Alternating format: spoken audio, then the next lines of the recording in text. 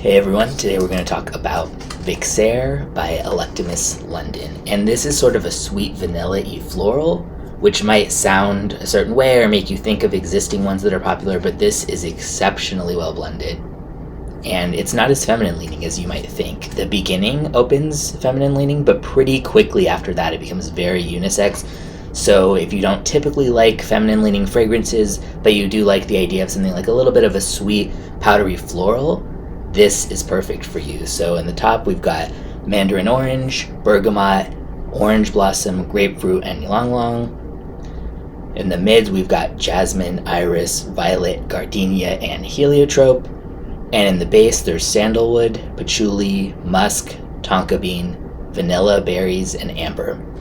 So you might think with that opening that you'd kind of really just be hit by tons of citrus right at the beginning, but at least for me that wasn't the case. It's really well blended, so it's not like you smell it and immediately, aside from maybe sort of a vanilla-y amber creaminess, that you'd be picking up anyone. Oh, yep, this is an iris fragrance. No, I'm not, at least not for me. That doesn't happen at all. It's powdery, floral, sweet, creamy, but done in a really well blended way where it doesn't go too far in any one direction. I also don't normally like powdery scents very much, but this has just the right touch. It's not a powder bomb. It's not something that screams, as mentioned, iris or anything like that. The violet doesn't come out too full force either compared to the other notes. Everything just kind of really works cohesively. And although there's patchouli in it, even by the dry down, I don't get a lot of that. It stays very much kind of a vanilla, amber, musky, sandalwood at the end, and tonka bean. The citrus of course disappears pretty fast, and even then, even at the beginning, despite the top being mainly citrus notes, it doesn't open like a freshie or anything like that, so it doesn't smell like you might think that it would just from looking at the top notes. I would say everything base and above is very present from the beginning, and it's just wonderful basically, and I'm really surprised by that because I don't like florals, don't like powdery. There are notes in here that I don't like, usually like patchouli, but the way that they've blended this is just a masterpiece and kind of a perfect guide to making a really good unisex powdery floral fragrance.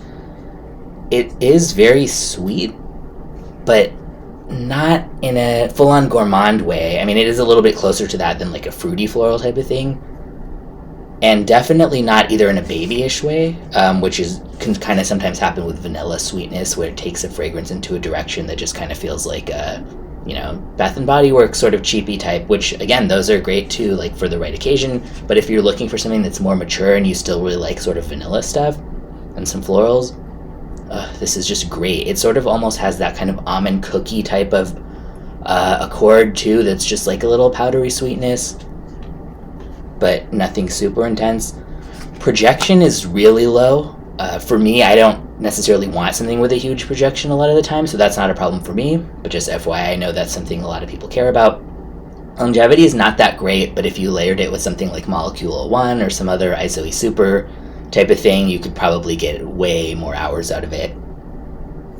This is really versatile too. I mean, you could wear this any weather, day or night, any time of year.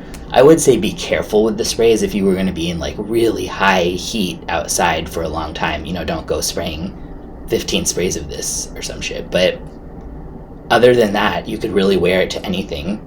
It's also really nice smelling, but it also works for a casual scent, so it could be something really formal. It's definitely office safe, again, as long as you don't overspray. And it's even just a casual day, relaxing, hanging out at home, not doing anything. It works for that too. So I would really give this a high rating when it comes to versatility, pleasantness of the smell, and kind of mass appeal, but still having a niche quality. It is not cheap though. For 100 ml on Lucky Scent right now, for example, it's going for $275.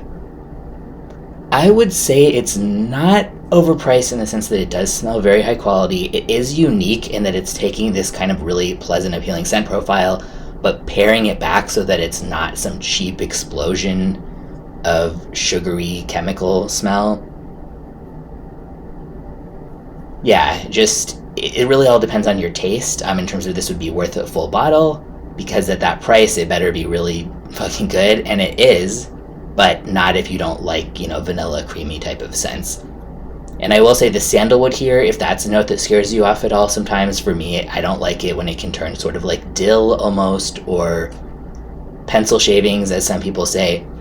It just blends into the general creaminess, and same with the tonka bean. I think that this is worth trying if you like the idea of that sweet, slightly powdery, slightly floral type of scent, even if you're seeing individual notes and you're like, oh, well, I don't like violet, or I don't like, sandalwood, patchouli, whatnot. I mean, it's still worth trying just because of how well blended it is, and just overall extra impressive because some of Electimuss's other scents are so heavy looking. The ones I've tried so far don't actually end up smelling as heavy as I would have thought, but some of them have really a lot of intense notes, like patchouli of the underworld, for example.